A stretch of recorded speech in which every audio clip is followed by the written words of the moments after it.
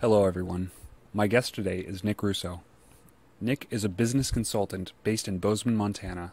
He specializes in designing systems to create the ultimate client journey. Nick hosts both an exclusive monthly mastermind for seasoned business owners and a weekly mastermind for all kinds of business owners in his local community that has grown to around 80 revolving attendees that, quote, actually give a shit, end quote, about helping each other. Nick is married to his high school sweetheart and is the father of a few amazing kids. He is well acquainted with Lyme disease, special needs parenting, and death. Nick and his family are freedom-loving people who love utilizing all they've gleaned from trials to help others. Nick and his wife Chelsea recently founded Dunzo, a remote executive assistance service that is helping business owners reclaim their time and get their life back. Nick has become a good friend of mine over the past year, and his wisdom and advice are sometimes challenging, but always valuable. Nick has a keen sense of intuition and offered important feedback and actionable steps for me in the early days of lifeGlass's development, which in many ways has shaped lifeGlass into what it is and the features it has today. I am personally elated to have had this conversation, and I know Nick and I are both very excited to be able to share this with you today. So without further ado, Nick Russo. Nick, thank you so much for joining us on the podcast today. Really glad to have you here. Excited to be here, man. This is awesome. This is really cool. My first podcast ever. How's your day going so far? Day's going pretty well so far. We woke up to about, I think it was like 4 inches of snow. Oh, wow. Maybe a little less. Yeah. There was nothing yesterday and got sunburnt like 2-3 days ago. And now there's 4 inches of snow. So, wow. That's crazy, yeah. Man. I mean, I know last winter was definitely very, very mild by comparison. I don't think it even snowed this late in the year. I think it pretty much stopped by May. Yeah, I think so. Yeah, it hasn't snowed for a while, but yeah, it just decided to snow, and we may have another day or so of it, and then like rain throughout. But yeah, it was interesting. 4 inches. I mean, literally, it looks like winter out there. Wow. Like when I go out this morning. So yeah, it was wild. That's brutal, man. Yeah. I guess, I guess that kind of leads in very much to one of the questions I wanted to ask you, though, because we talked a lot about kind of knowing what you want through what you don't want. And I think all in all, I learned that lesson very well in Montana, having this very stark contrast to having lived in the Southeast for most of my life. And so for me, I recognize that while I, love Montana and the people in it, the winters were not necessarily for me. And I guess the question I want to ask you is when did you learn this kind of lesson in life I better understand who I am through what I want as well as what I don't want. And what I don't want is even more important and more telling to what I do want. Yeah, I would say it's from one of my kind of first mentors in a sense. He was a pastor of mine growing up, and he just he thought outside of the box, and this is awesome guy. And so he always challenged me, and mostly challenged me by not giving me answers, which was great. He's one of those kind of guys that just ask questions, and he'd ask the best questions. Then I'd be like, well, so what do I do, Scott? And he's like, what do you think you should do? I was like, you're the worst, but you're the best. It was so cool to have that. And so he always challenged me, and I always basically I'd met once a month, and I had one thing I'd think about throughout the whole month with him. And I'd take away and I think about that thing over and over. And for months and months, it basically came back to me being a people pleaser. And I would always be I'm always trying to please all these other people. And why is my life a wreck? Because I'm trying to please everybody else. Right. And literally it was through ruminating on that month after month, and finally come to the realization, I can't help anybody else until I fully actually help myself. And I can't fully help myself until I stop helping everybody else or trying to help everybody else. Because I went through this dilemma of I know all the answers. Just listen to me. Why aren't you listening to me? But I was this needy, wanting, getting my value from helping somebody else kind of thing. Due to whatever kind of programming and whatnot as I grew up in these situations and experiences, whatever. it was all people pleasing stuff. And it was like ruining me. It was ruining my life. It was ruining, my wife didn't enjoy who I was because I became a very judgmental person on top of that. Right. So it was through who I became that I didn't like. And I went on a desperate journey to change that. And so it came through the realization of people pleasing. And I mean, it was just years of stripping that away and realizing, man, it's way more important for me to know what I don't want. And then I actually get what I want because I have these boundaries of what I don't want. And yeah, that's why I woke up to 4 inches of snow this morning, is because I wanted this over not wanting Vegas, Right. for me, my family and all that kind of stuff. So, right. Yeah, that's amazing, man. That's huge. And I think that's something that I'm still integrating, while I'm in my mid 20s. And like, I look at myself as a 25-year-old and compare myself to where I was at 20. I'm like, man, like I was just, I just was so desperate to get people to like me, and over time that's becoming so much more important because I don't rely on what's external to me to derive a sense of identity, but rather looking intrinsically and, looking at my life through this sort of internal locus of control as what's important to me and what do I actually want. And that's been a huge game changer. It's still something, I guess, over time that like I'm integrating in a way, because I still catch myself in moments of like doing something just to like placate or satisfy somebody else, as opposed to doing something because it's the best possible thing or the right thing for me to do in that moment. So that's huge. But I think also like what you touched on, like having like a mentor and a pastor who isn't willing to tell you what to do. I think that's also just so crucial in terms of like actually guiding or leading other people. I heard it really well said that like, you can't follow prescriptions, as any sort of means for success. And the image that I heard was that if Steve Jobs read Steve Jobs' biography on how to be Steve Jobs and then attempted to be Steve Jobs by copying Steve Jobs' biography, he would never be Steve Jobs. He would be a mediocre version of himself at best. And so I think like in that capacity, then entrepreneurship and the path and the unfolding for our lives and who we are and who we're becoming happens so naturally, organically. It's this non-linear sort of, ragamole of circumstance, and it's just so important and crucial to be original, that by being yourself and being what you are is the only key to any sort of short or long-term success, happiness, and meaning in life. Yeah, for sure. For sure. One of, that made me think of, what is it? Steal Like an Artist. Have you heard of that? No. Any chance? Yeah. So I think it's some TEDx talk. Maybe he wrote a book. I can't remember exactly, but basically the idea was like, it was like good artists, good artist copy, great artist steal kind of thing. Yeah. And I was copying everybody and everything that I thought everybody else would like, instead of stealing from people that I was like, I admire you. Let's use Steve Jobs, for instance. I admire this about Steve Jobs. I'm going to steal that and make it my own. I'm not going to copy it. I'm going to make it my own. I'm going to integrate it into me, see how it flushes out. And I'm not going to do it like Steve Jobs. I'm going to take that aspect and do it the way that Nick would do it, in that, like with that construct or whatever it is that I'm stealing from him, rather than trying to just straight up copy, because then I'm trying to be someone else rather than be me with this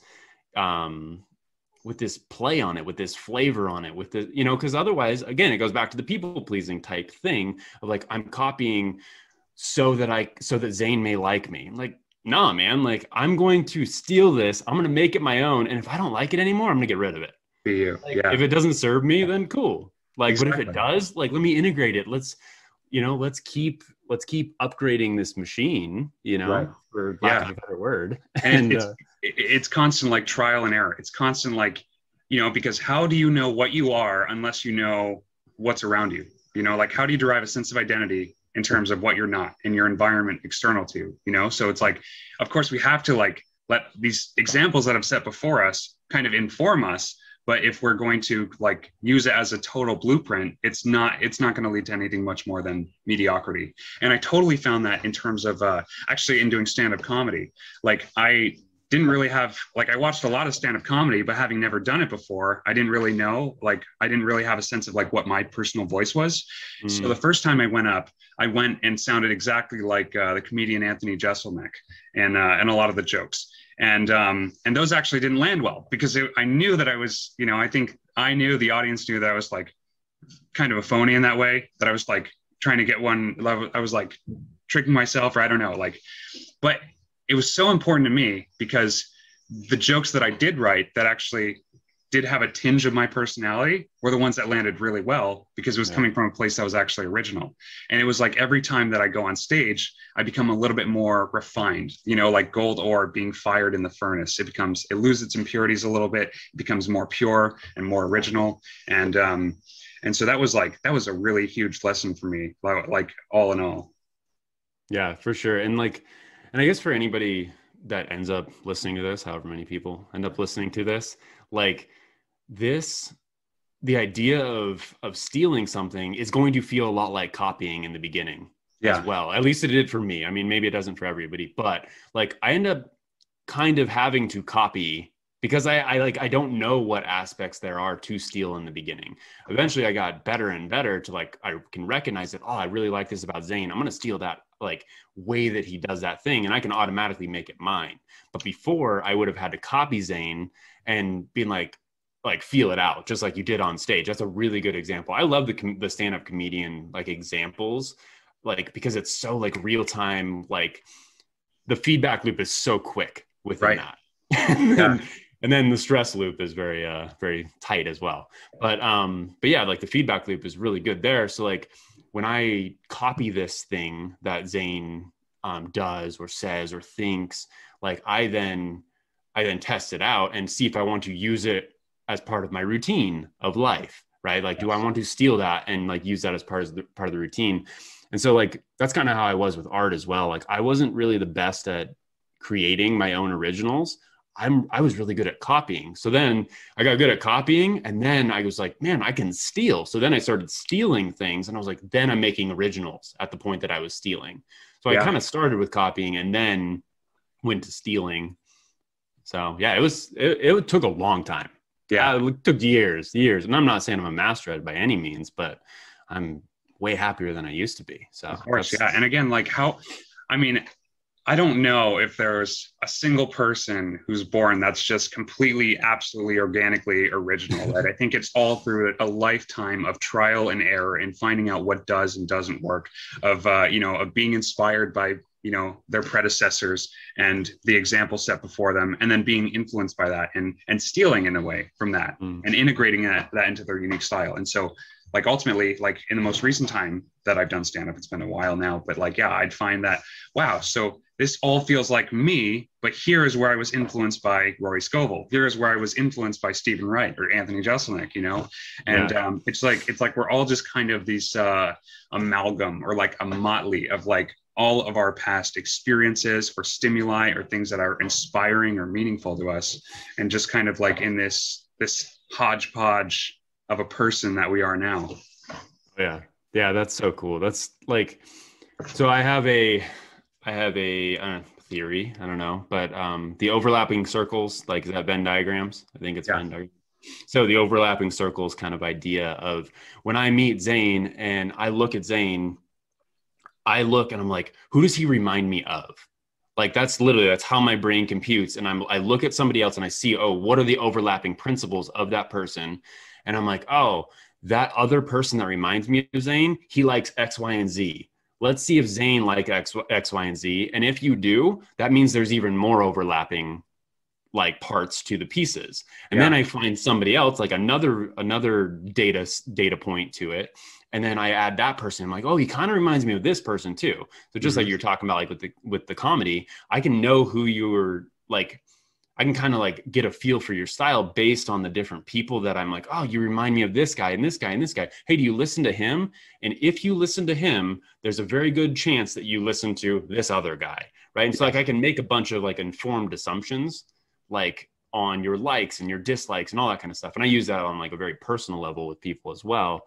It's just like, it's kind of the shortcuts to getting to people. I did it one time with my, my mother-in-law, to where we were buying a car from somebody, and I looked around and I was like, man, I was like, you remind me, like in my head, I was like, you remind me of this guy that I knew, and he flew planes. Like that was like his like off the wall, like not hidden thing, but like he loved flying planes, but like not everybody knew that about him. And I was like, you remind me of that guy.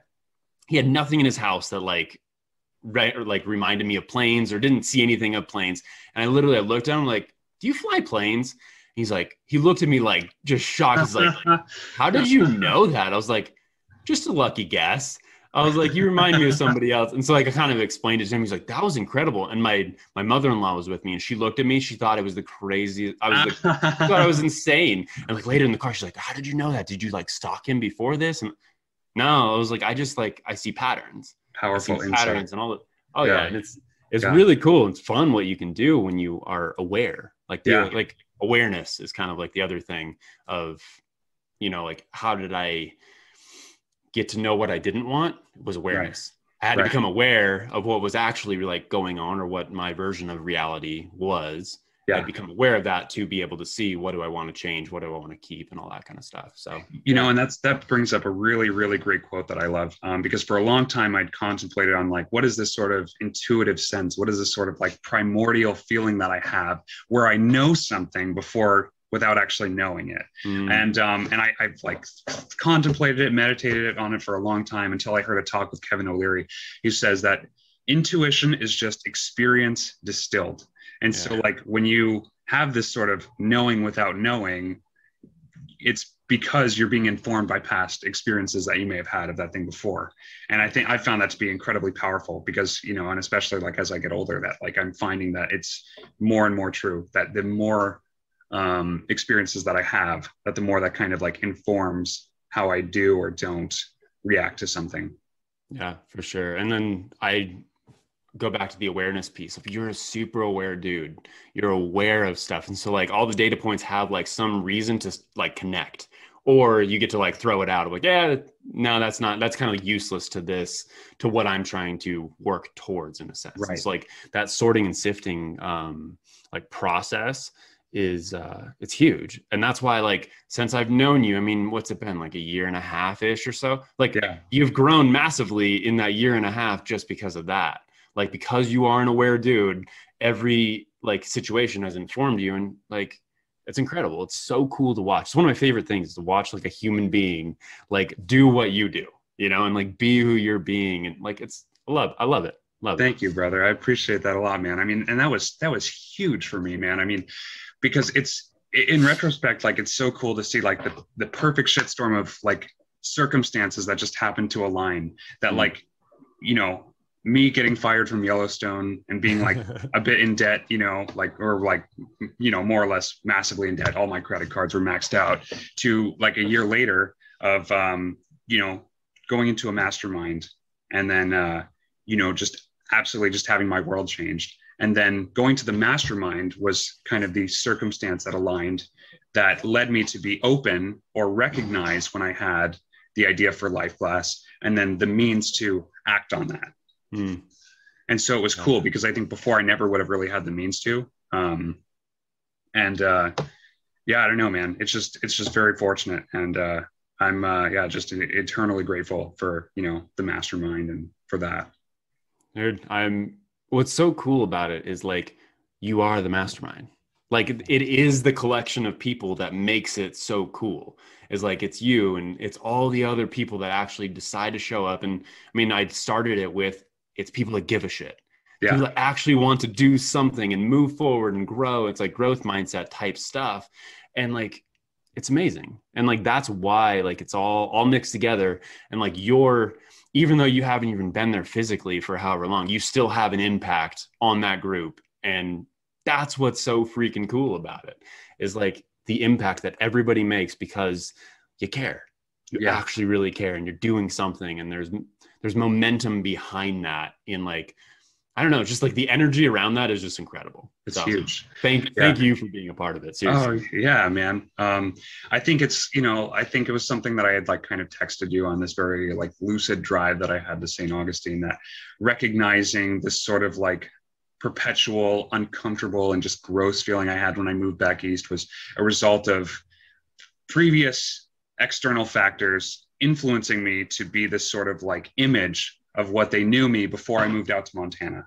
And it was sort of like, and this struggle was this like internal of how I view myself, or how I'm growing into this evolution of viewing myself versus being influenced by the external factors that are around me. But also just to show and demonstrate and I guess model for listeners what a great peer group looks like, what an intentional peer group looks like, and how actually crucial that is.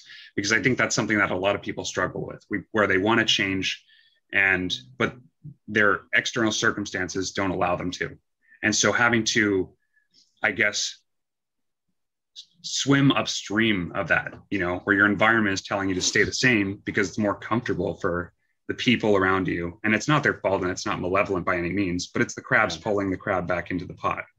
To model like this is that you can be intentional, and you should have friendships. And actually all of your friendships should be intentional. And you should never really look back on what was so great about all those mutual experiences you had, but look forward to what's ahead. And it's so great to have a mastermind like that, to where that is the aim, where staying the same while like not frowned upon or scorned is just like weird, and like growth happens organically and naturally without any sort of pushing, that bread dough that rests is allowed to rise. Man, you put that really well. That was very good. Yeah. And like, that's, yeah, I think you articulated something I've been feeling for a while of just, we're okay with where everybody's at. Like in our community, in the mastermind community, like we're okay with where everybody's at, but we all support and encourage everybody like in the growth. And it's like, it's what's expected, but it's not looked down upon if it takes longer than we may or may not have thought it would be for somebody else. That's what I love about this is like, it's not high pressured, like your mindset, bro, fix your mindset and everything will get better and it's got to go right. Like, I don't know, man, like, cool. Like, let's do life together and let's see what happens. And just everybody naturally wants to help each other grow and get better and do this. And, whatever better looks like for them. Right. And I mean, that doesn't necessarily always mean, go build $1 million company or go do this, or like, it looks different for like for you, it was moving, and it's like, hey, right away, it was like, hey, I got to get out of here. That's awesome, dude. Like you're leaving some really good people for a new intentional journey. Love it. We all get to celebrate that and all get to be stoked about that. Yeah. And like, it makes me think of somebody else in the mastermind who he builds mobile saunas. Yeah. And like, literally he's had like 3 hot seats, maybe 4, like since he started. And like, he has had this vision and had this goal and had this dream. Everybody has been so freaking supportive. And he just got this like fairly large deal for his first deal. And like, everybody is celebrating. I don't know if you saw that. Like, I did see that. Yeah. So Barrett, if you're listening to this, congratulations. That's huge news, man. Dude, it was incredible. It's like, it's so cool to see everybody celebrating and everybody like, love it, dude. It's amazing. It's so cool. So. And what, and I think I've written a lot about just like kind of the dichotomy between acting and stand-up, because on the surface, like it always, it's like, well, it's people performing on a stage. So how are these two possibly different? Why are there 2 different masks? And that it was something that always was very curious to me. But what I came to see and recognize was that acting kind of has you become the mold for other actors, essentially. You know what I mean? That like, if you're an actor, you want to have a strong, supple body. You want to have a voice that projects loudly. You want to kind of mold yourself to these kind of like Greek ideals of what people should look like, because acting is a lot of very like intense and extensive and very, what word am I looking for? It can be very tough work. So I guess on one hand, you have acting that kind of has you become more of a mold or a model for an archetype of an actor, but stand-up comedy, and this is where the plug kind of comes in. Stand-up comedy asks, who are you? And what's funny to you? And when you think about something that makes you laugh, what is that joke? And so it's a totally different lens, because stand-up comedy is like this amazing motley parade of humanity where everyone is just original. And like, if you can just go on stage and be original, then it doesn't matter how good the jokes are, because people will just, love you. And so what's great about the mastermind is like, there's not necessarily one ideal goal that everybody has, but it's recognizing what each individual wants, what's important to them based on who they are. And what I also am, recognizing as well is that like,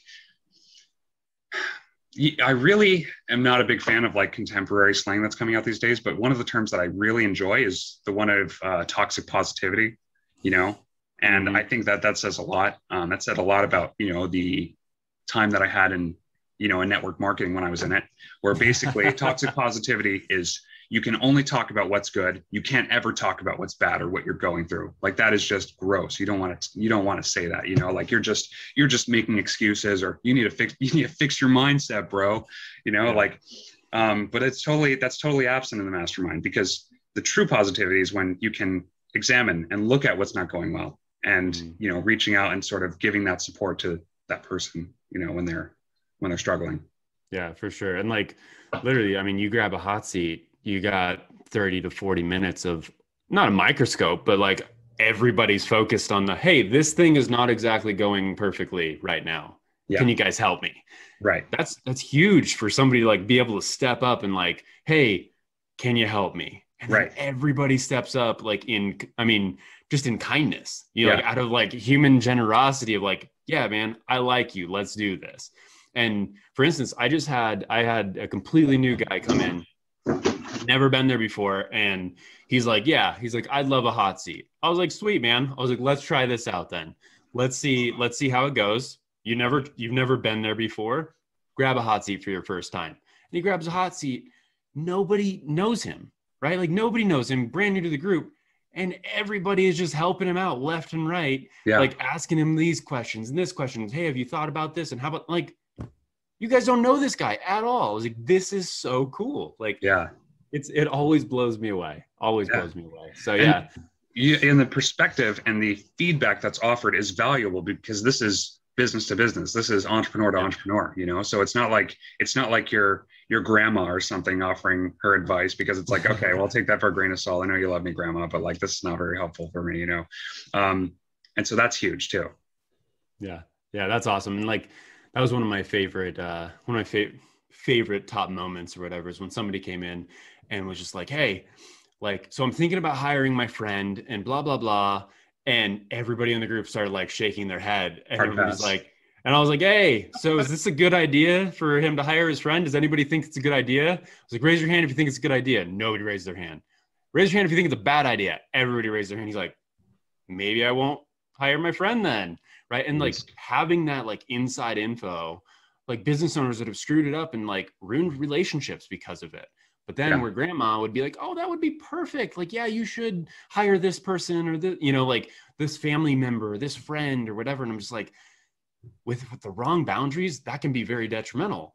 And hey, here's a room full of people that have probably done something similar and regret it to some degree. Oh, yeah. And it's like, hey, let me offer you offer that advice to you, and you can do with it what you want. But he dodged a bullet, I feel like, on that one. And it was the right move. It's huge. Yeah. Because when you're getting advice from other people who have battle scars, then you're going to take that a lot more seriously. When you have actual veterans who are making these mistakes and screwing things up, it's like, that's pretty important as well. Yeah. Ooh, that's a good visual, like the battle scar type thing. Cause like, the scars have stories, right? Yeah. And so it's like, hey, yeah, so this one, you see this one right here, see this scar? Like, this is how I got that. Don't go there. Don't do that. Like, man, like that's exactly, I love that. I love that picture. I think I'm gonna have to use that. Well, yeah. And I think, entrepreneurship is ultimately, and I think we've kind of touched on it a bit. It's like, if I were to say, oh, I'm doing everything that I'm doing because I want 12 Lamborghinis or something like that. Well, then I won't get there, because that's externally motivated. And then ultimately recognizing and doing the work and grinding and recognizing that entrepreneurship is ultimately a journey of the self. It's a journey of mapping the soul, and the journey that happens is so entirely intrinsic, and like if you look at like the Tale of Solomon, where God asks Solomon what he wants, expecting that he'll ask for riches, externals. And he says, no, give me wisdom that I may be a wise king and that I may rule these people well. And then God gives him riches because he didn't want it. It was a proxy. It was a byproduct, really. Seek first wisdom. Yes. Wisdom. All else follows. And I mean, one of my pretty regular morning routines is I read a book of Proverbs, like every morning. Like if it's the first, I read Proverbs 1. If it's the second, I read Proverbs 2. Like just as a constant reminder of wisdom. Like I was probably, I don't even know, I was like 12 or 13, maybe even a little younger. And I remember like reading Proverbs. I don't remember if it was recommended to me or not, but I was reading it and I was like, I want that. I want what Solomon has. Like I want wisdom, and I've sought it ever since. And it has, I feel like it's never done me wrong to seek wisdom. Absolutely. Has it hurt along the way? Absolutely. Has it caused, devastation and heartache? Absolutely. But it's always put me in a better place on the back end of it. Absolutely. I think, I've been on a similar path as well in that capacity, and I recognized, like, especially being a broke college student going into an acting school, I'm like, okay, well, I could very well be broke the rest of my life, but I could also be very happy with just what I have and just recognize that everything outside of me right now in my life up to this point is complete and full. And I don't need to be chasing forever, but I can be happy and I can have peace and joy right now. And so that's powerful. Yeah. But then recognizing also that, like, I don't know, that this sort of search for wisdom can yield external results or whatever but again, like as a byproduct, as a result of not chasing that directly. Mm-hmm. Yeah. Whenever I've flipped it, it doesn't go as well when I'm seeking the riches over the wisdom, but the wisdom first has pretty much always served me right. And I have a saying I say pretty often is game recognizes game, right? And it's like literally the first conversation I had with you over the phone, I was like, this dude's got it. He's seeking something bigger, seeking some type of wisdom, seeking intentionality, seeking, like, you just feel it. Like you can feel that kind of stuff. And like that's who I want to be around. That's the community I want to build and like pour into and give to and show the light of like, hey, this way is better. Yes. If you want to go the other way, go for it. But this way tastes really good. Come this way. So yes. Intrinsic motivation will yield happiness and I think originality in that way, because you can actually find a sense of identity that's true. But external, this sort of seeking external validation or external motivation is only going to be for the sake of status signaling, ultimately. But like if you're motivated by externals alone, it's like, why do you actually want that? How are you actually deriving a sense of identity from this? And it's always, I think if you boil it down, just some sort of need to play status games and to say, oh, well, I'm winning and this person's losing, like that status games are a zero-sum game. And that, like, if you see yourself as winning, then that you're just seeing yourself winning compared to other people who are then losers. And it's a dumb game, play stupid games, win stupid prizes. Agree, sir. How do you flip a switch for somebody to bridge that gap between thinking and doing? So there would be two different approaches and it would depend on the person is how I would look at it. So approach number one for me would go into, why do you want it? Mm. I would ask some questions around, so what are you looking for? Why do you want it? Like, why is it worth it? Kind of like, is the juice worth the squeeze? Like, it's not an easy path. Why do you want it? Right. And I would kind of go down that road. With some people, I'd say almost most people, but some people. Yeah. The other path I would go is kind of the logical approach of, cool, so what are you trying to accomplish? Awesome. What's the first step you need to take to get closer to that? Because there is a progression, not always linear. Like we need to plot it out linear at first, but like there is a progression. Cool. What's the first small step that you can take? Awesome. Do that thing, then come back and we'll talk about the next step. And literally, like I mean, I've done that with, multiple people, and the ones that stick around, guess what? They're the ones that do something. Right. And they come back and they're like, all right, what's next? Awesome.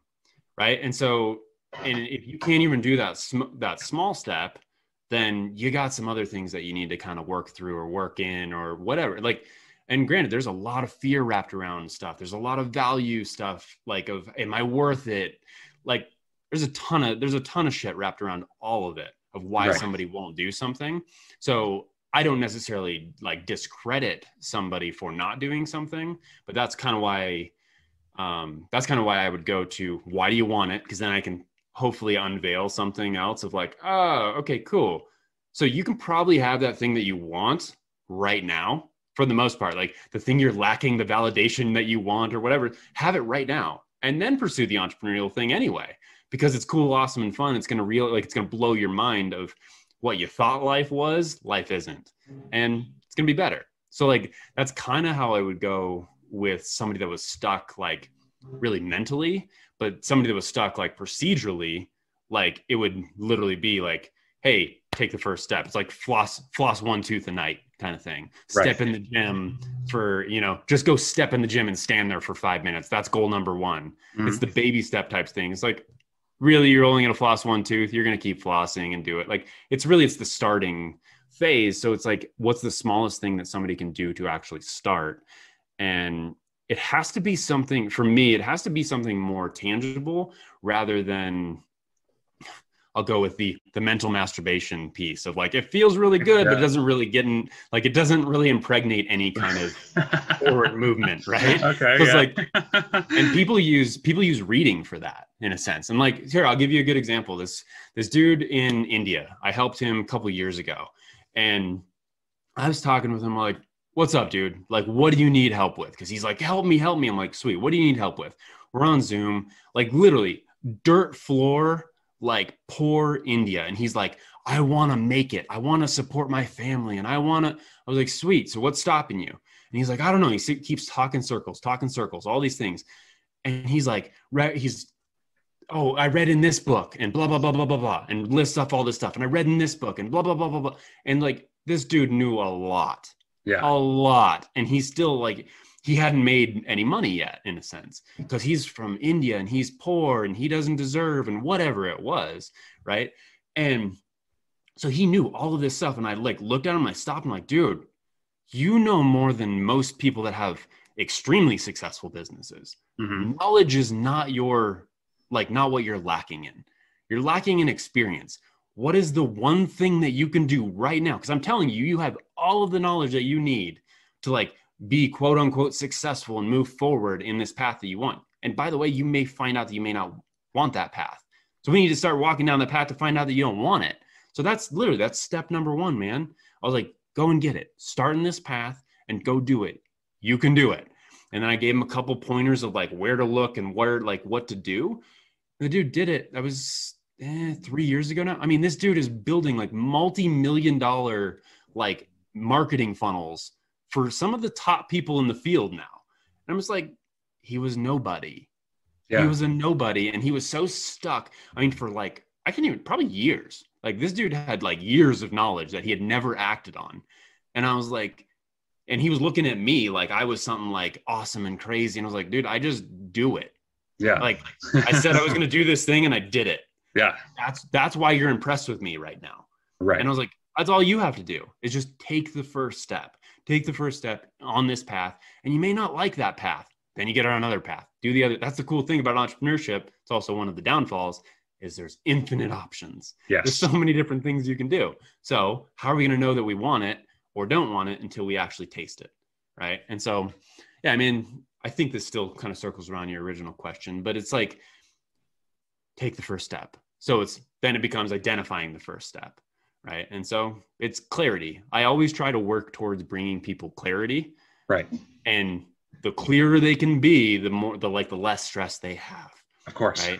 And then the less stress they have, the easier it is to make that forward movement. And then generally it's like, hey, do it soon. You're kind of hyped right now. And you're like, yeah, I'm feeling good. Like this feels awesome. Go do it like soon, like right now. Right. Like go post that post or send that text or make that call because you're feeling good, And like anytime I sit on something And then like, I'm like, like the energy's kind of down again. I'm like, no, like right now, like let's keep it going. And so Yeah. it's those baby steps, the micro steps in a sense are very helpful. Right. Yeah. I mean, you can't necessarily like feelings are very useful, like in the sense of like intuition. I mean, is Mhm. incredibly useful and it informs you. But at the same time, if you're relying on your emotions to make decisions, then that's an entirely different animal in its own, and it's incredibly problematic. Oh yeah. Oh yeah. That and emotions, man, they trip you up quite often. And But so like yes. until you have enough data to like realize like, oh, well, that's valid enough. Mhm. That emotion, like, yeah, like the whole like tiger in the bush kind of like feeling like, okay, cool. Yeah, last time I acted on that, I kind of got hurt. I got mauled by a tiger. Yeah. But maybe this time, maybe I won't. But like last time, it's like, oh, last time I felt like the tiger was there, like it wasn't there. Yeah. It's like you have to like learn yourself in a sense to that of how do your emotions serve you, and then also when do they serve you, and like how consistent are you with the rest of your life to know that your emotions are consistent enough to act upon, right? And so Yes. like I tend to always pretty much go back to logic and then use emotion as like a driving extra factor to what it's doing. But Right. Yeah. I mean, I mean, I guess, yeah, it's really getting those battle scars and then knowing like, well, we're not going that again. We're not gonna go down this way. The tiger's down this way. I recently had an experience or recognized that I had an experience where I bought like $15 worth of Dogecoin last May. Hmm. It was like 0.003 cents or something like that. I mean, it was like a third of a penny. And Nice. I spent $15 and got 6,000 of them. But then I ultimately was in I I don't know why I did this, but I sold it because I'm like, oh well, this isn't going to go anywhere, and I could lose this $15 or whatever. But because I was so scarce about $15, I lost out on 45 grand. That hurts. That stings pretty deep. What was um what was like a strong experience of a lost or missed opportunity for you that like just you think about, you reflect on, and you like that daily informs you of your next step and moving forward? Interesting. That's a good question. It's a great question. The thing that comes to mind like immediately is my wife. So I met my wife, we were, I believe, 13, and we got to know each other for a couple of years, and we dated when we were 15, I believe. It did not last very long because I was a pansy boy and I was a people pleaser. And so she dumped me. And that was my worth was very little because of that, because somebody else didn't validate me. And especially somebody to me that like I understand I'm an empath, like very heavy empath. And like I understand people very deeply and I understand emotions very deeply. And like I knew there was something about my wife that like I was like, I want that. Like I want to marry that. Like, please. And I'm like 15 years old. And I said that to her too when I was 15, which really like freaked her out and creeped her out, right? But Okay, I was yeah. like, I was serious. Like I'm a serious person. I was like, no, I was like, yeah, like, I want to marry you one day. And right, that's partly part of the reason why she dumped me too. But I was serious. Like I knew it. And I lost it. I lost her. Like she was gone because like mainly because I was pansy boy, because I didn't have a backbone. I didn't have a spine. And like my identity was so outside of myself that like it was not attractive because I was taking from her. Like I was like leeching onto her identity of like, she's an awesome person and like, oh, validate me, please. And that's not attractive to anybody. Right. Right. And so yeah, I lost her. And then I had to find myself. And years go by, and I think it was around 20. So about like 5 years later, I'm really bad with like times and dates and whatnot. But I think it was about 5 years later that the opportunity presented itself to like we hung out again. And like we saw each other on and off for like years. Like we were in the same kind of friend groups and stuff, but like we didn't want too much to do with each other in a sense. And so, but I still was like, no, I want to marry her. Like there's something in me that wants to marry her for sure. And yeah, around 20, I was like I had found enough of myself, and it was like serious enough that I was like, I know who I am and what I want, and I still want that. I Yeah. still want my wife, and like my life will be better with that and without. And I also realized that even without her, I'm still going to be okay. Yeah. And so like I got to that point, I was like, I'm good either way, but I want that in my life. And like if I would have stayed in that pity party, like low value self mode, there is no way in hell that I would have gotten my wife back. Right. Yeah. And so like it's that type of stuff of like it's literally that serious that like choosing to find my value more so in less extrinsic things, Yep. like, and going down that journey. If I didn't do that, like my life would not be what it is today in no kind of way. And like I have my wife because of that, and my life is awesome. She's my best friend. Like it's incredible. And I would have missed out on that. And granted, is there somebody else, and would I have married someone else? Yeah, likely, and whatever, but it doesn't really matter to me. Like I saw what I wanted. I worked, quote unquote, worked towards it without making that the center of what it was that I wanted. It was, I sought wisdom and got riches like along with it. Right. Yes, I sought wisdom and value in who I was, and like really enjoyed myself. And then I got, you know, these riches on the side of, I got my wife and I have my kid, and it's incredible. I love it. And this actually brings me up to, I think of, my radio got stolen in my car. I had this truck. It was parked at the college. Somebody broke in and took my radio. I was super bummed out, but I was like, all right, cool, whatever. I was like, I'll get a new radio. And I was driving in silence for the first time in like forever. And I was like, I like this. Like, this is really uncomfortable, but I like this. And then I started like hearing my own thoughts. And so I started learning myself even more. And I was like, I like this, but this is awful.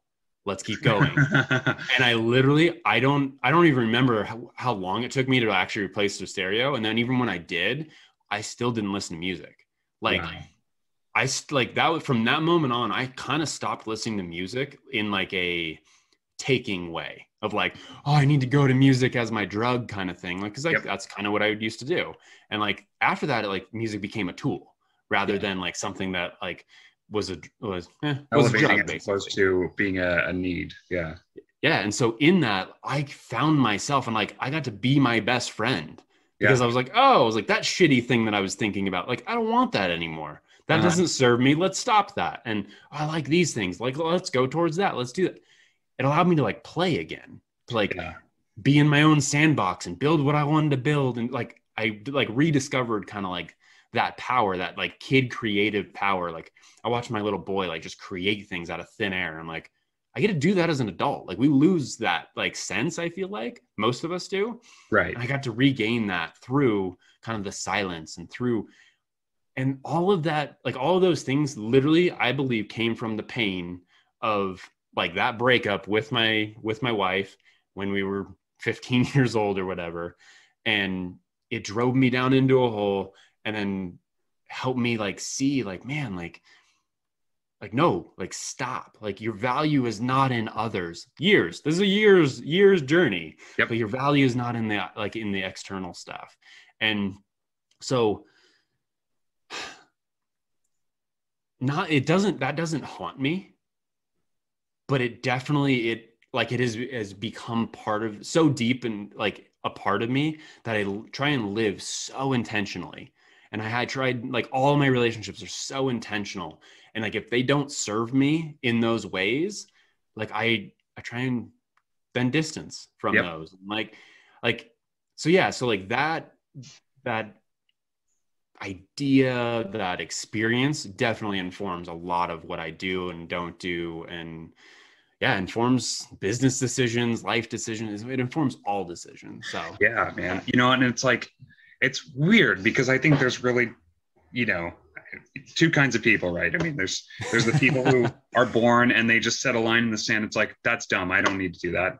why would I need to go out and experience? I already know who I am, But then in the other school is you and I, and we need to go and get beat up and run through the gauntlet and get used up and torn up and thrown away by life, a few times. And like, okay, that's dumb. Why are we running this gauntlet anyways? We don't need to be doing this anymore, But I think it's very powerful though, because because we started needing to derive a sense of identity from what's outside of us versus taking that time and actually learning to recognize what we have. And, on your stereo, it's like, I think all problems in the world can really be avoided if people just sit alone with themselves for 5 or 10 minutes, and just in silence, there's always this sort of need to escape.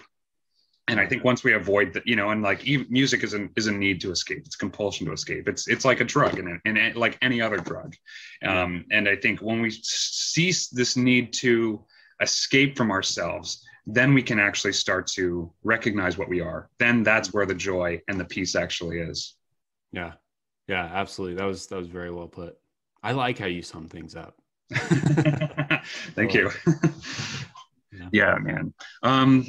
Okay. What else do I have for you? Okay. So I read in the Yoga Sutras, this idea of gurus, that a guru is like a noun. It's a person, a place, a thing, an experience, which ultimately is going to chart the course for our lives. Totally just, it's a teacher for us in a way, that,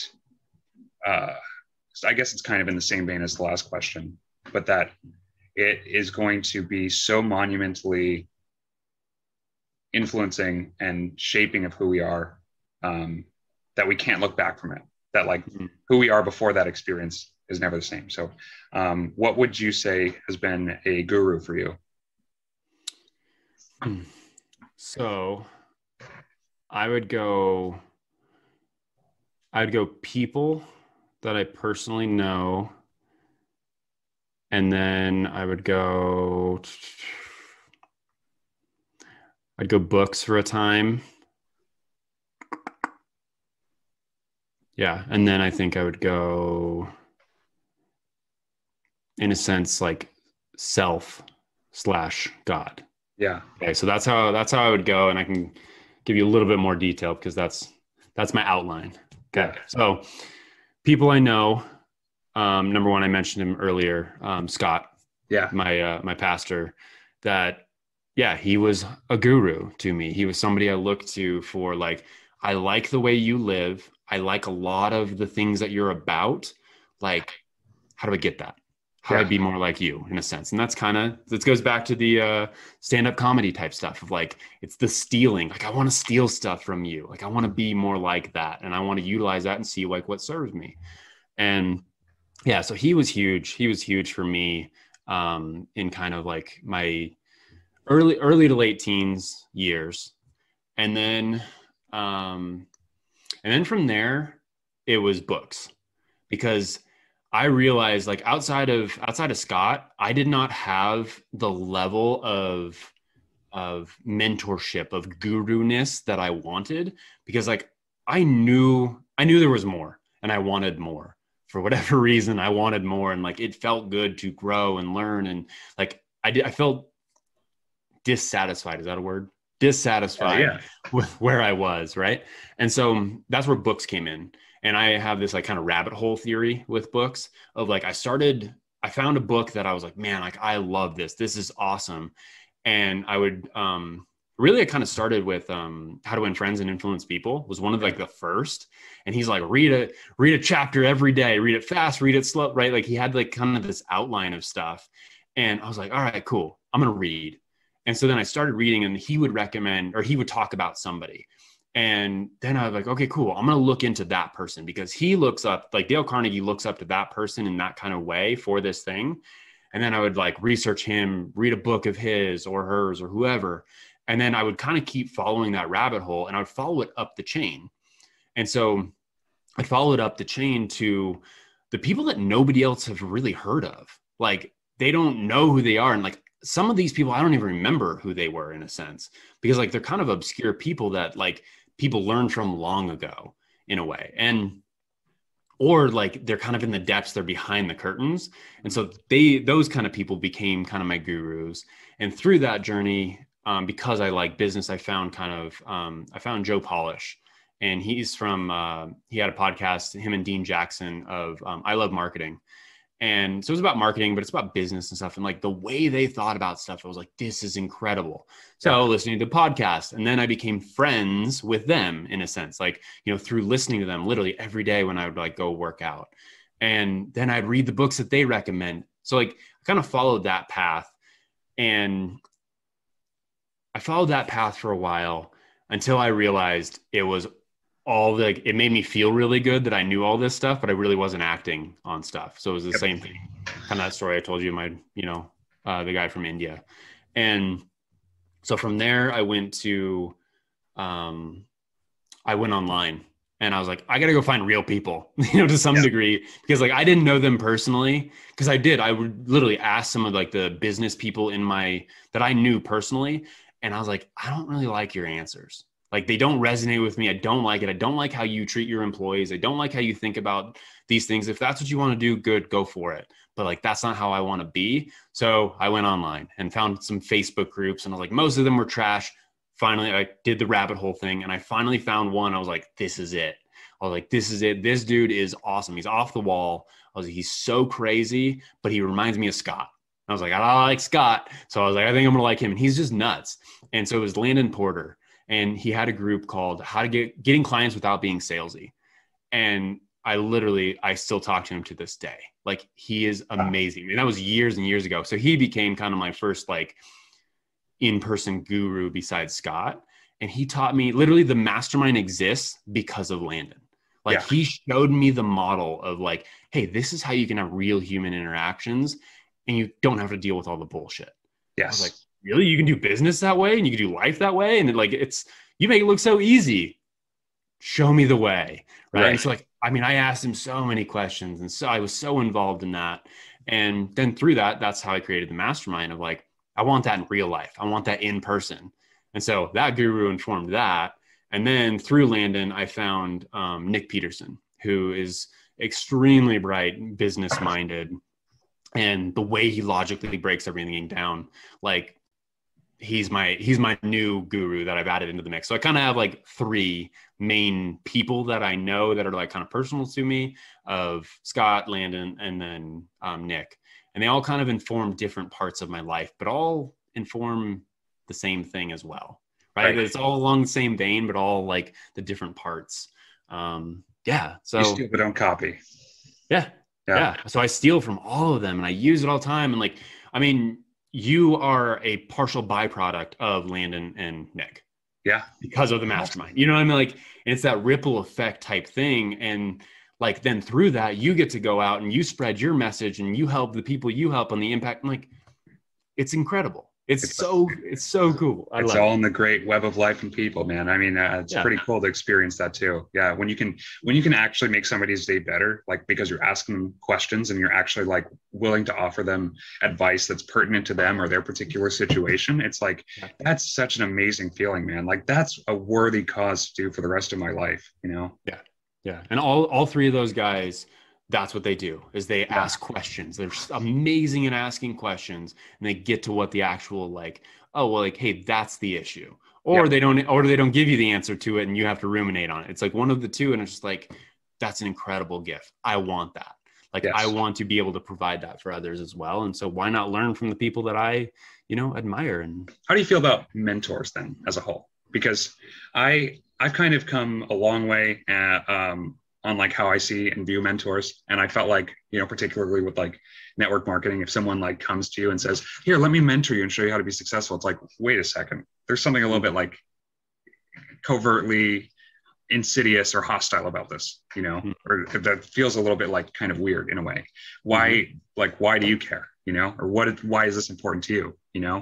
And I've come to see like, people like you are, just very influential on me, and very helpful and useful without sort of this needing or compulsion to sell me something, or I don't know. Like, I feel like with mentors or this idea, there's just like this, it goes back to the idea of the what do I call it? The missionary and the mercenary, where the missionary is someone who does we've talked about before, who's someone who does something for the sake of benevolence, for the sake of helping other people. Like it's like the salesman who wants to actually help you solve a problem, and in the long term more successful. And then there's the mercenary who just wants to get a quick buck off of you, and ultimately just succeeds in the short term but fails in the long term. I guess that's kind of a lot, but can you distill a question out of that? Yeah, absolutely. So that made me think of something. I can't remember the exact quote, but I think I can get the idea of it. Is so many people want to be coaches and mentors and consultants, and right, like they want to be the guy making the shots and calling the shots, and like, oh, you do this, and like I know better than you, kind of thing. Yeah, that's distilled down, but that's generally kind of what I feel from the industry. And with that, one of the questions that doesn't have to be answered, but one of the questions that's very helpful to be answered when you go that direction is, do you actually want to be helpful, or do you want to appear as if you are being helpful? Right. Because those are two very different things, and they're not exactly, one may come with the other, but they're not exactly, like, it's not a guarantee that you're going to be recognized as being helpful. Right. If you're actually truly being helpful. Right. And so like there are two different approaches to it. And that's kind of the thing is like with Scott, right? Like he taught me very early. I'm like, you didn't give me an answer. You weren't actually helpful. Right. Like that's how, like in my like logical, normal brain, like that's how I was feeling. I'm like, that is the best thing that he could have ever done for me. But he did it knowing that I may walk away and be like, dude, you're the most unhelpful person in the world. Like, screw you. Yeah. Right. Because he could have been helpful and given me the answers. And then I could have been like, man, like Scott is amazing. He gave me all the answers. Like, no, the dude taught me how to fish. Yeah. Like, he taught me how to fish and like was willing to be looked at in a sense as the idiot of like, dude, he didn't give me answers. He actually wasn't helpful. And to me, that's been like truly the most helpful thing like possible. And then let's go on top of that of, because I do this with the mastermind and in consulting world of stuff too, is are you willing as a mentor, as a guru, as a top type person, are you willing to look stupid to actually help somebody? I will ask stupid questions. I will ask and go down and be not act ignorant, but I will be ignorant to something so that you can like find your answer in your own way, because like through my ignorance and through my stupid question and through the, like, whatever it is, like I may know the answer right away, but that's my answer. Right. You need to find your answer. So that may be very close to my answer and I can like maybe help you lead there. But yeah, it's like, so the mentorship and I feel like the guru and mentor thing kind of gets mixed and meshed, but I'm glad you kind of like almost made a distinction between the two, because I do believe they're very different roles, but they can be in the same person as well. Right. And so like, it's like, hey, how do you play what you play? And like, where is it relationally appropriate to be a mentor to this person? So like, kind of like, I guess, let's go back to network marketing, for instance. So I was in network marketing and like, I didn't like a lot of the ways that it was done, but I liked the way that I did it. And me and my wife did it the way different than like most people. And like the general team that we were on was, along with that too. And I was like, this is cool. I enjoy this. But there was that, hey, let me be your mentor. Mm-hmm. And me, I knew I had the, not credentials, but I knew I had the battle scars. I knew I had the experience to actually mentor people. That was my favorite thing in network marketing. All these people like, hey, I don't know what I'm doing. I was like, hey, well, you can be on my team and I will mentor you. Right. I mean, I didn't exactly say it that way, but that's what ended up getting to happen. Right. And I loved it, but it really wasn't as helpful as kind of how I get to do now of like, somebody coming to me and saying, hey, can you help me out? Like, yes. Can you help? Like, I see something in you, just like I did with Scott, just like I did with Landon or with Nick. It's like, hey, you got something I want. can I have a piece of that? Can you show me how to do that? Like, I'm coming to this person as like, hey, can you mentor me? Can you do this? Like, in whether it's a small way or a large way of we meet weekly and we do this thing, like whatever it is, it could be literally like a once a year thing, or it could be, you know, a monthly, weekly type thing. And so I just had somebody yesterday, and I was literally, it's funny. I was talking to my wife. I was like, hey, I think like I want to mentor, but not really mentor, because I don't want to mentor this person. I want to be in a mentor type relationship to where like we both inform each other, right? Much like you and I have come to that agreement of like, hey, once a month, let's do this thing. Like, let's talk, and like, I get something out of this, you get something out of this. Let's dance together. We can steal from each other, but I don't directly copy you, you know, because I'm not you. Yeah. And you're not coming to me to like leech off of our relationship. And I'm not coming to you to leech off of the relationship either. Like, it's this mutual kind of thing. Symbiotic elevation. Yeah. And so yesterday, I was telling my wife, I was like, hey, I feel this about this dude. Like, I think I'm gonna like pursue him and see if like he wants to like dance with me in this way. Yeah. Literally, I don't even know if it was 5 hours later, he texted me and he's like, hey man, do you want to do a regular breakfast, like maybe every other week or maybe like once a month, or what do you think about that? I'm like, yeah, man. I was like, I'll tell you a funny story later. Like, it's incredible. It's incredible how that happens, because my value is not derived from like leeching people of like, oh, I need value from you. And so I'm like, when I'm just like, cool, I would be cool either way. If that dude was like, hey, you know what? Like, I'm not in the place and time to like do that. I don't really want to do that. I don't even respect what you say. Yeah. Awesome. Sounds good. Right. I have filters put in place to where like the people around me, we all respect what each other say anyway. So I've kind of already filtered out most of that. But yeah, going to the mentorship thing, I don't know. Like, I want people to come to me. Like, in that relationship, I want to go to other people in that relationship, not a, hey, can I mentor you, little boy? Like, I feel like I've had some people do that in my life, and I'm just like, it feels gross. It does. I don't really like it. And I may learn stuff, but Now, having said that though, there sometimes are times where it's like, hey, that person has such like a low like value, like they look at themselves in such like a low way that it may be appropriate to be like, hey man, let's talk. Like, let's go grab lunch. Let's do this thing in kind of like this mentorship way. But yeah, there's a fine line. I've thought about that recently, like literally yesterday, and it was in the network marketing context because I was thinking of mentorship. So like, that's really interesting. We're having this conversation. Yeah. You know, the proof of the pudding's in the eating, right? And so it's like, if you're around somebody who posits themselves as a teacher, it's like, well, okay, why is this person saying they need to be my teacher? What is it they actually want? How are they qualified to quote unquote teach me, you know? And like, why is it so important to them? Because also they want to establish the frame.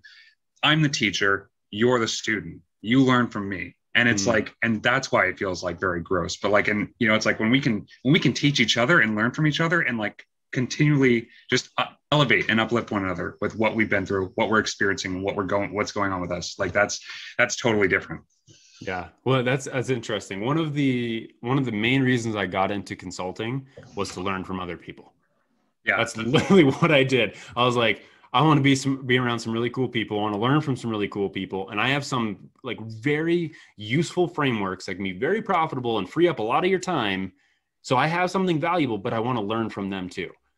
And so like, hey, cool. Let me be around you. Let me get to ask any question I want to ask about your business.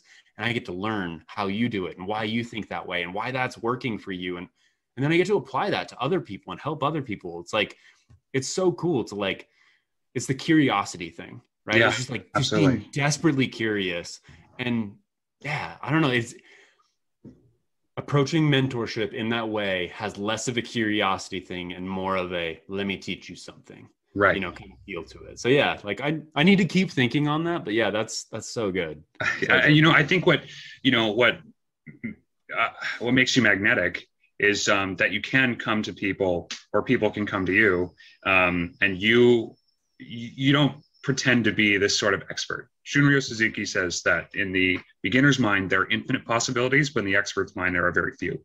Because if you're an expert, quote unquote, you're so locked into your mode of doing things that like you are totally blind to the possibilities of what could be. But like if you're just brand new to like a job or a work environment or a business or something, it's like the chart, the course that you chart is totally your own. I mean, you don't have a frame of reference for how things operate. And so anything is equally possible. That's why I think kids can be very imaginative, because they don't look at a chair and see a chair. They don't look at a box and just see a box. They can see a castle in a box, or a spaceship or whatever else. They don't necessarily, I mean, they see the gaps, that maybe that we don't see, because we can be very firm that we're experts on what a box is, that a box is a box, as opposed to being a big beginner. And it's like, no, this is actually a rocket ship. Yeah, that's so good. Yeah. I for a time, I was talking around always being a white belt, always having like the mindset of a white belt. Yeah. And like you walk in, you're like, I don't know what I'm doing here. Like, teach me, like, help me. Like always walking into a scenario. Like I don't walk into a business like on like meeting one, be like, I got this all figured out. I know what's up. I know what's down. Like, you're doing this wrong. Like, no, like I'm a white belt. Teach me. Like, how does your stuff work? Let me gather all the data so I can understand, like, oh, okay, cool. Well, I'm still unclear here. So we need to gain clarity here, but I have this clarity. I'm going to give you this, work through this. And then we can take like, it all informs the thing rather than me walking in. Like this is exactly step number one, exactly step number two, and life doesn't really work that way. Right. Businesses definitely don't work that way either, because guess what? They're part of your life and they are full of people. It's not computers. So yeah, that's really good. Because we're all learning how to navigate this thing called life, right? And we think that we can hold on to anything. If we can hold on to this one concept or this one idea, this one way of doing things, then we'll be okay.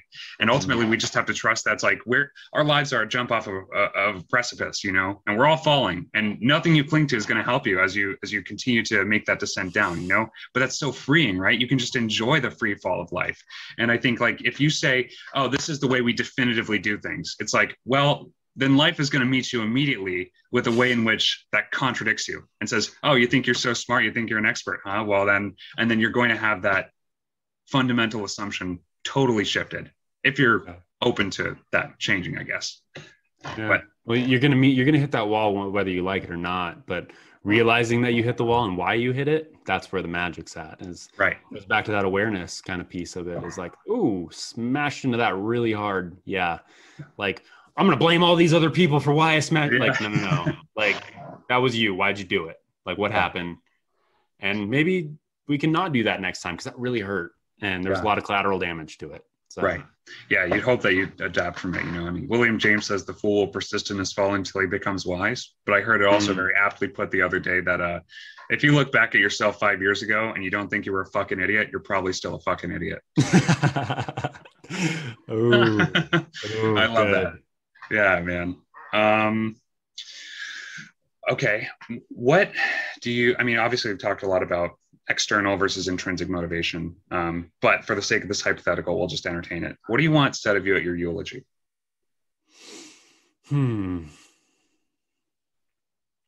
Whatever people want to say. I don't know. Okay. So I'm actually thankful. I'm thankful to Landon, who I mentioned earlier. Yeah. I'm actually going through some stuff with him right now of crafting your elder state, right? So you have your inner child, right? That like has informed a lot of like why you do what you do in a sense, because of, past traumas and past successes and all that kind of stuff, right? You have your inner adolescence, all that kind of like all the things that are informing who you are right now. You also have your inner elder, right? You have this person that the question that you're asking right now is like, hey, who are you when you die with your eulogy? And we're assuming that I'm growing to be old, right? I could die on this podcast right now. Who knows? But like with that, I don't fully know.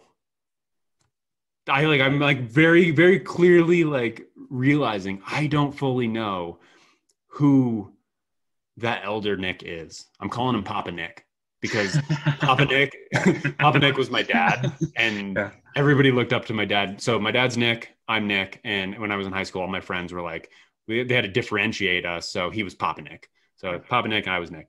And That's so great. like everybody looked up to Papa Nick and like confided in him and like had like some really cool times with my dad. Right.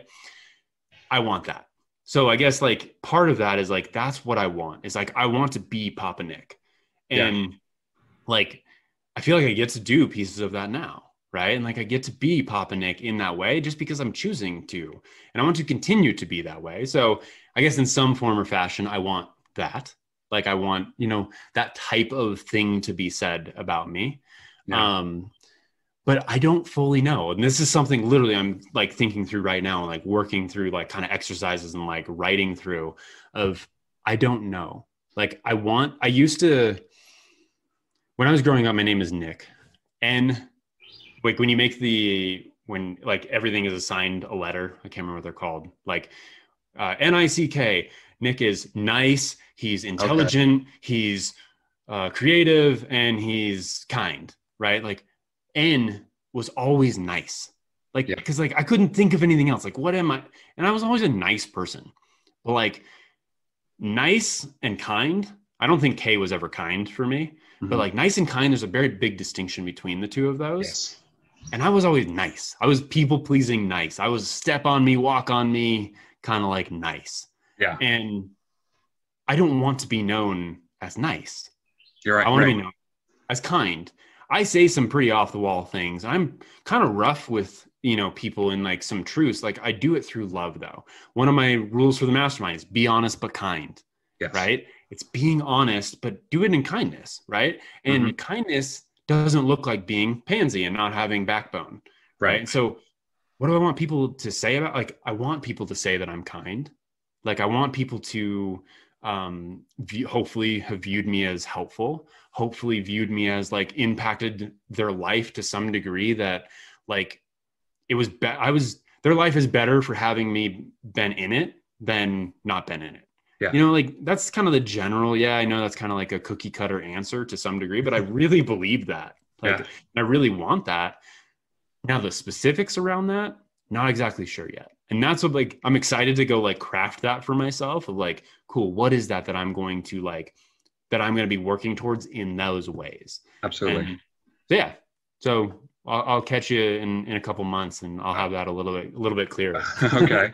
You know, and I don't know, you touched on something I think is just very important, that like, I don't know, you know, people say it's all downhill after 18, or, it's all downhill after 21 or whatever. But for me, like, and I know this is probably going to be true for you, but that I don't know. Like, I mean, when I can see an obstacle or be confronted with an obstacle and see that obstacle not as like my downfall, but as an opportunity, I'm like, wow, like there's nothing in life that I can't overcome, because I guess I'm just pretty fearless in that capacity then, you know? And so like in that, and like seeing like how I've grown from 20 to 25. And now it's like, I'm excited to see what 30 is going to hold because of how it's going to unfold. And I'm excited for, you know, what you are going to do, what I'm going to do, you know, over the next several years, decades. And I mean, it's just huge, man. I mean, to be able to recognize the opportunity that's intrinsic in everything.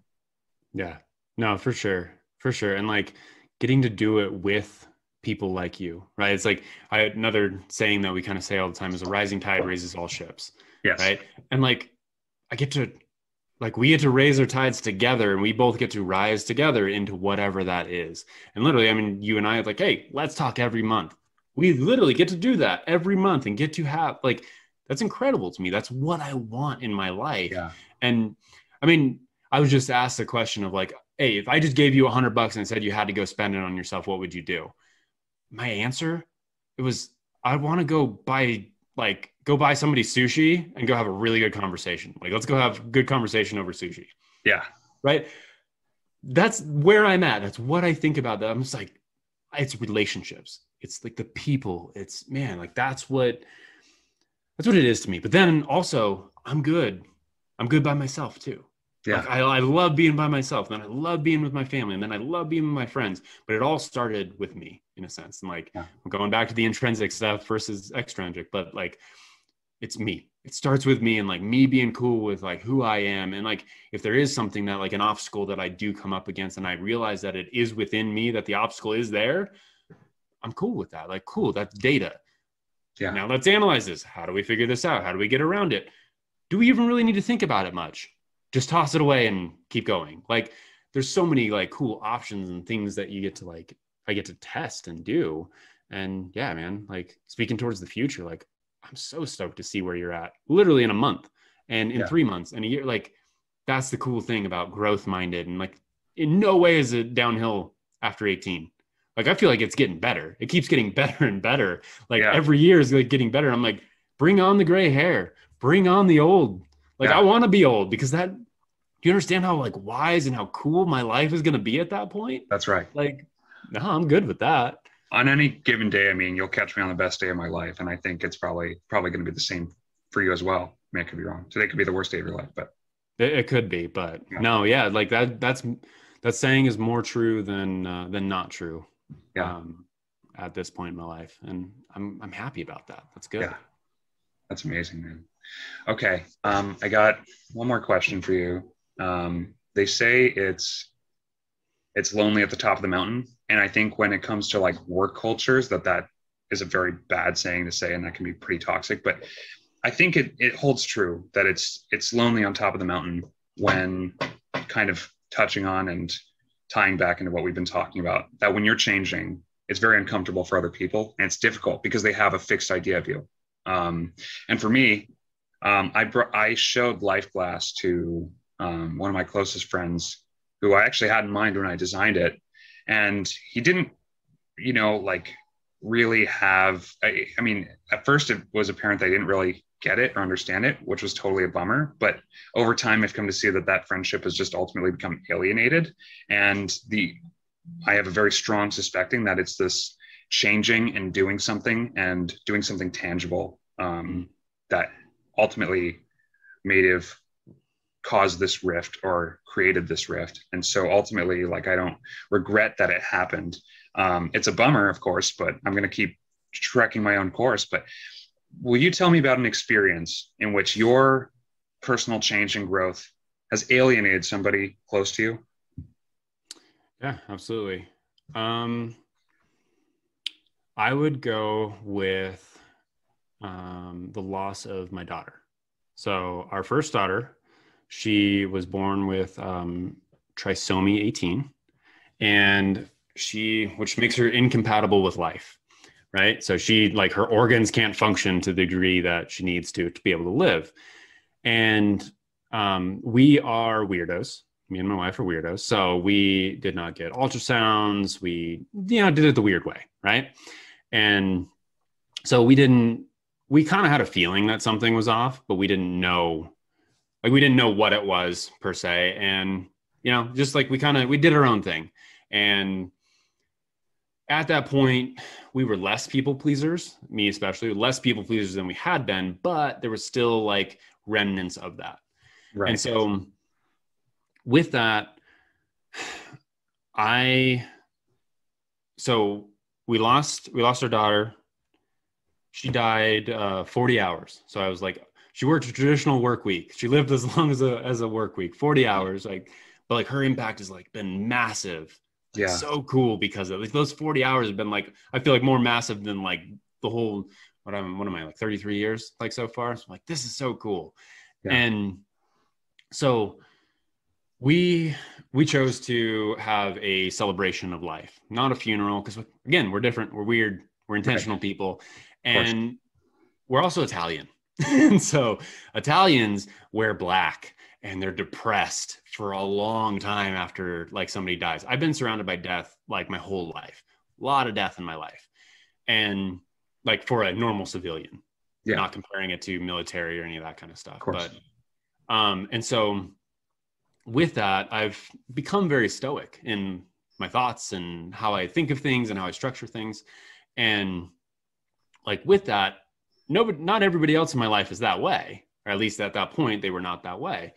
And so this terrible tragedy happens to me, right? Mm-hmm. It happens to me and my wife, but then it also affects everybody else. Right. And so we being the strongest at the top. So I'll go back to it's lonely at the top. Right. This was a lonely at the top kind of moment because we were at the top. Like we were stronger than most, and like our beliefs, our faith, like who we are as people were way more strongly rooted. And we're sitting like literally like we shut the life support off, and like I'm holding my daughter, and like the nurse is in there like crying, like bawling, and her and me and my wife were just like taking in the moment. It's like, dude, like these are the only moments that we're gonna have. Like, let's embrace this and let's do this. Like, yeah, we can be sad, but like this is really special. And so then like like I think I handed my daughter to my wife, and like the nurses are just crying and like, give me a hug. And like, so I give her a hug and like taking care of her. It's like, it started at that moment of like taking care of everybody else. And so we take care of her. Then we have to let everybody else know. And so then we have to like take care of everybody else. And like, everybody has their own vision of like, they want us to be like fine and better. And like, oh, like it's everything's going to be okay. Like, oh, it'll go back to normal soon. And like say some really off the wall things. Yeah. Because they don't know what's up. Like people generally don't know how to say, right. Know Those what to say. dialogues Like, are hard to navigate for sure. And yeah. And so I mean, no major fault to them, but it is also their life. And so they do have some fault, I guess. Right. But it's like, yeah, cool. Like I get it. And so that started a process of weeding out people. We lost a lot of people in our life because of that situation, because we weren't willing to feel sorry for ourselves. They didn't accept your response. And that made it very uncomfortable for other people. Wow. Very uncomfortable, to where like they would say some really weird stuff, because in relationships, typically we have to have some kind of equalization. Yeah. Right. There has to be we at least have to understand the power structure, or we have to some degree understand and agree upon the power structure. And then we have to agree upon how the relationship works between that power structure, right. Whether it's like one above the other, we're equals, whatever it looks like. Yep. And in that, like we were equals to all of our peers in those ways, but we were like, no, man, like we're good in thinking of it this way and doing it this way and all this kind of stuff.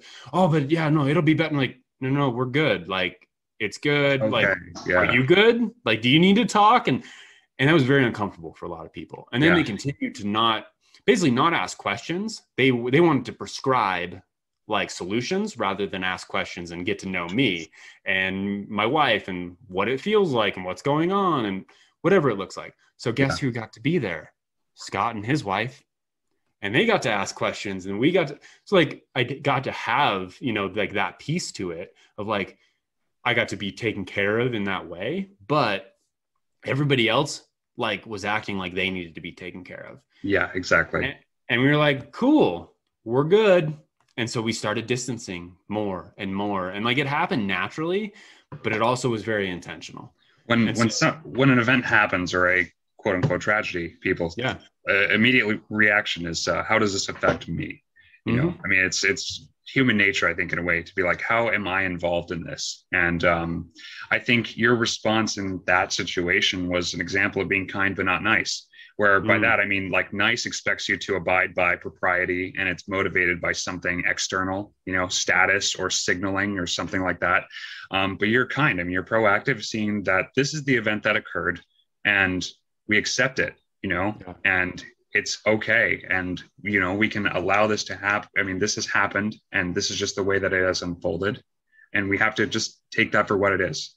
Yeah. But yeah, I mean, people expect you to, mourn and, be groveling at the grave and just totally, that makes a lot of sense. I mean, that's unfortunate, but also fortunate in that way that you can, I guess, start rooting out the people that are not adding or elevating or, Oh yeah, absolutely. And so here's another layer that I haven't thought about, but is during our pregnancy, I say our pregnancy, I guess it's my pregnancy too, but it's funny.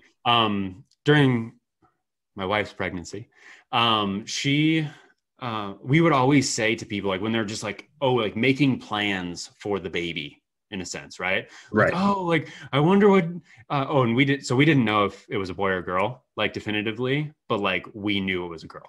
Like we're just like, in a sense, my wife was on a walk and she was just like hanging out with God in a sense. And like, God's like, it's a girl.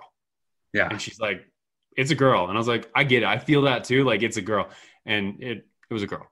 And so we would literally tell people like, yeah, so, you know, our girl, like blah, blah, blah. And like, they'd kind of be uncomfortable with that because we didn't get an ultrasound, like how confident we were in that. But then also we would say like, yeah, if we're allowed to keep her, like if we can keep her, we're not guaranteed. Like there is no guarantee to this. And like, we didn't know anything at that point. Like when we were saying those things, but literally it was like, you know, like I can make my plans. Absolutely. But they're not guaranteed. I'm not promised tomorrow. And my baby is not promised to be born healthy, not promised to be born healthy enough to live. Not like there's so many things. And that makes it very, very uncomfortable, the reality to people. And like, that's where I love lifeGlass in the sense of like, it's a mirror of the mirror of mortality. Like, I think that's how what I would put it to you one time. But like, it literally, like, I look at it and I'm like, it's ticking away. Your life is ticking away and you are not promised the next second.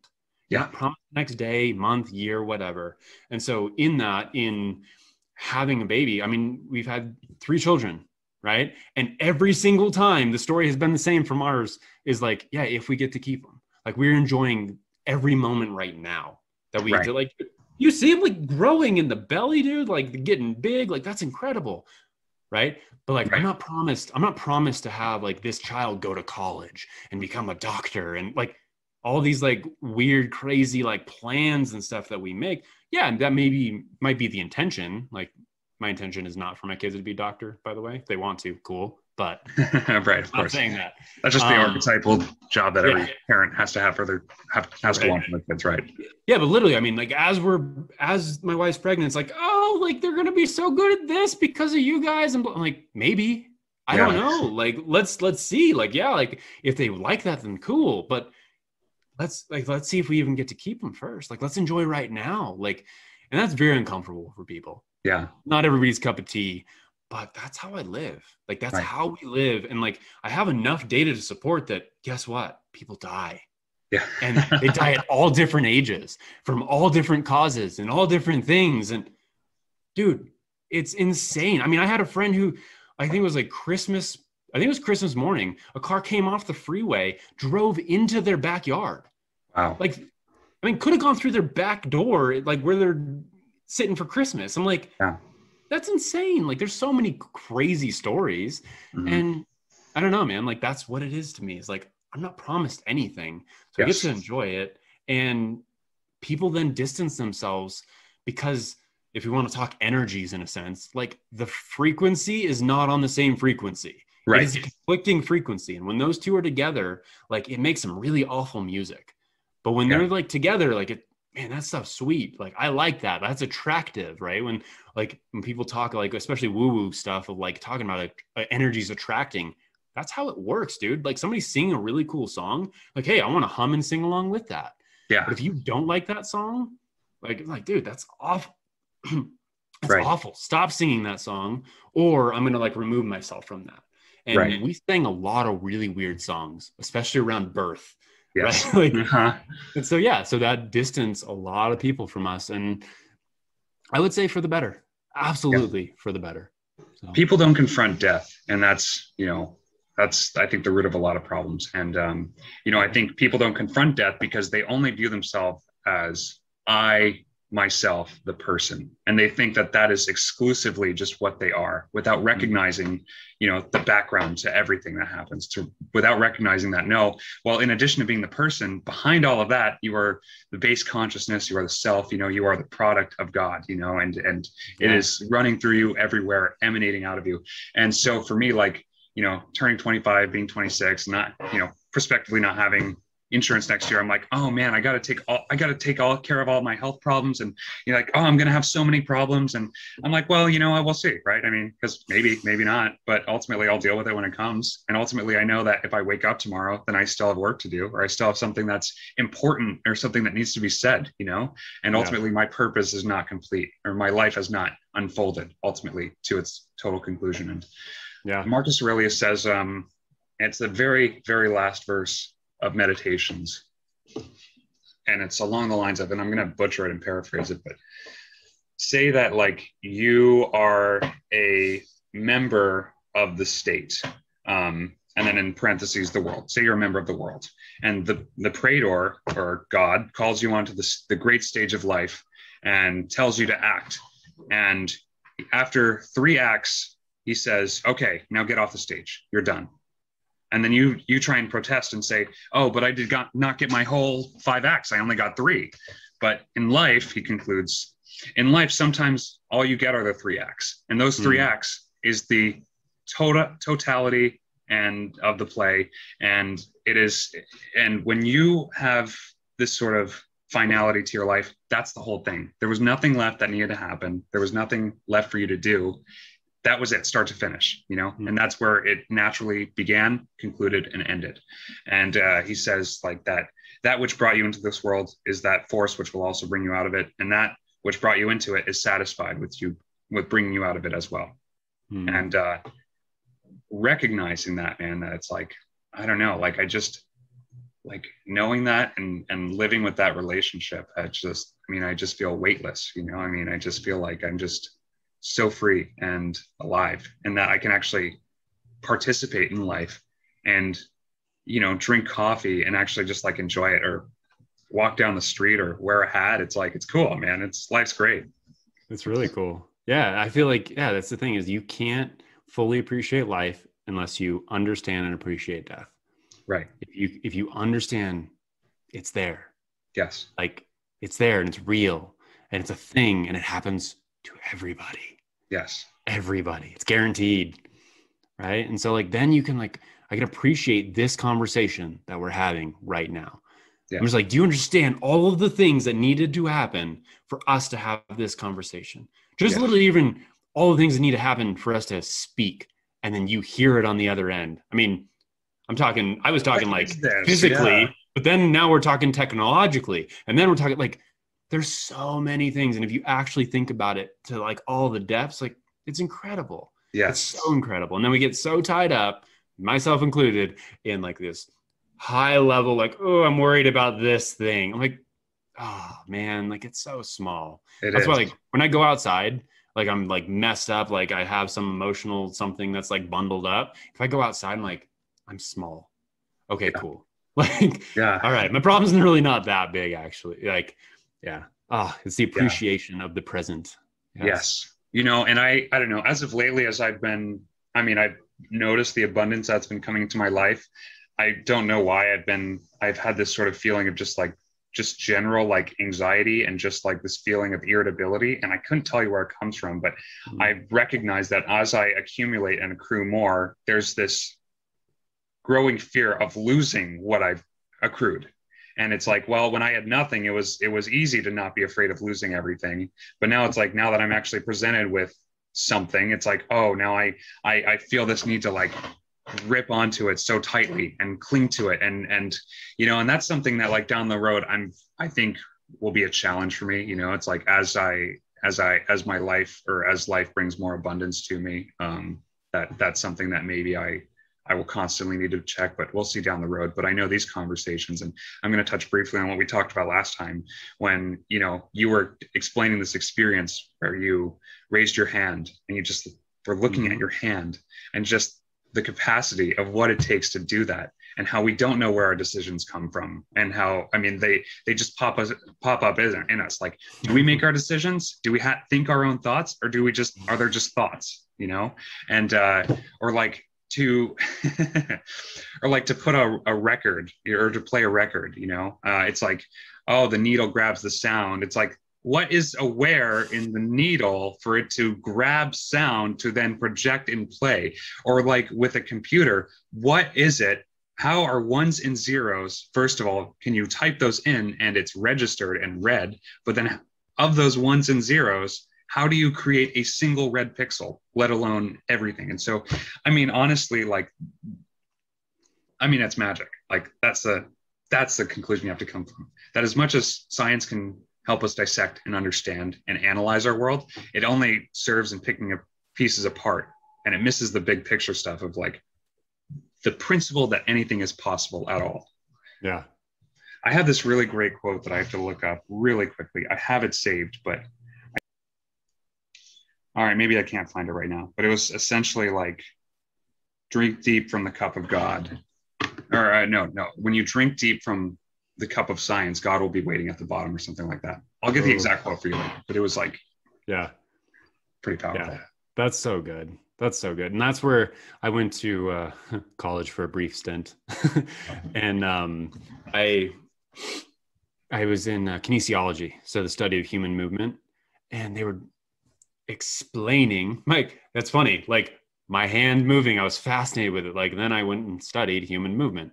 And so they're explaining through all of how movement happens and how all these things work together and blah, blah, blah. There was always a question at the end. But how does that work? Yes.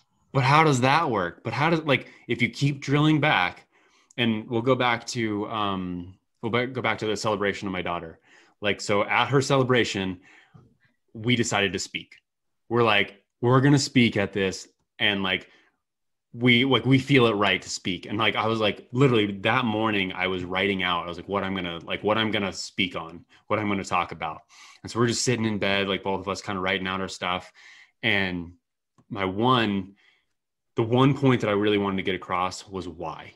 Yeah. It was the question of why, because I was sitting in the room, right? Like when my daughter was born, I'm just like, why? Like, why is this happening? But like, I was doing it more from an appreciation standpoint than a pity standpoint. Like, okay, why is this happening? Is there anything that I need to do for the next step? What questions do I need to ask? Like, why?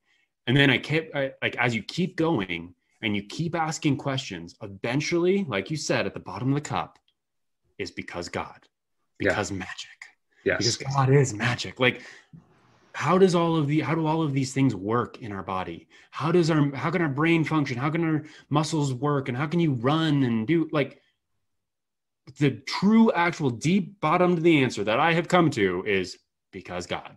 If you ask why enough times, you get to that answer because it's at the bottom of the cup. That's a really good quote. I'm going to definitely steal that one. I'll find the exact one for you, because I mean, the way that it was worded was, it definitely, oh man, it really hits hard. Yeah. Oh, I think so good. You know, and like, I lived in this paradigm for a while where, like, I don't know, like I saw, and this was like in middle school, high school, I don't know. I think like kids were just saying they were atheists to like be edgy or something. But I'm like, I found myself one year just like exploring that assumption to its totality, because I always wanted to believe in like divinity. And it was it's totally different, like where it doesn't even require like belief for me now today as an adult, but back then, like, it like required me to like do the inquiry and like really kind of figure it out and learn and investigate and really dig deep. But I explored the conclusion of, okay, well, I die and then I just sleep forever and then I cease to be forever. And I'm like, okay, well, let's say for a second I can just totally dissociate from this idea of this person that I am. And I just like imagined like just being around like just like this blackness. But the one thing that remained was this awareness that I'm still here, that like I'm here. I'm like, how does that work? How can you simply just be without this sort of consciousness, this awareness of being I am, of being this? And so it's like, it's just impossible, you know, especially, okay, two more fundamental things or questions that I have to ask. It's like, okay, well, in the beginning, there's nothing at all, which then becomes everything. Like you would think that it's easier just for there to be nothing at all to begin with, like less effort, less energy, right? Or what even is effort or energy? It's just a blank canvas, you know? And then also just the fact that, okay, like the most fundamental assumption is, oh, okay, well, we're just these meat sacks that are just an amalgamation of atoms. It's like, yeah, we are an amalgamation of atoms, but we're an amalgamation of atoms, aware of the fact that we're an amalgamation of atoms, that are aware of the fact that we're an amalgamation of atoms. Like that, and if everything else is made up of these atoms as well, then that is the most empirical, deductive syllogism that I can think of to prove that we are the universe, conscious, aware of itself, examining itself, that we're like each just a focal point through which we take in and drink deep from this great big cup of life. I love it, dude. Thank you for having conversations with me. Thank you. That was good. That was Thank good. you, Nick. It seems like a organic endpoint, I guess. So, Nick, thank you very much for coming on today. It does mean a lot to me, man. I'm really glad we could do this, and I'll have it published pretty soon. But yeah, thank you so much for joining us, and I'll send the link to you whenever it's up. Honored, my man. Thank you. Appreciate it.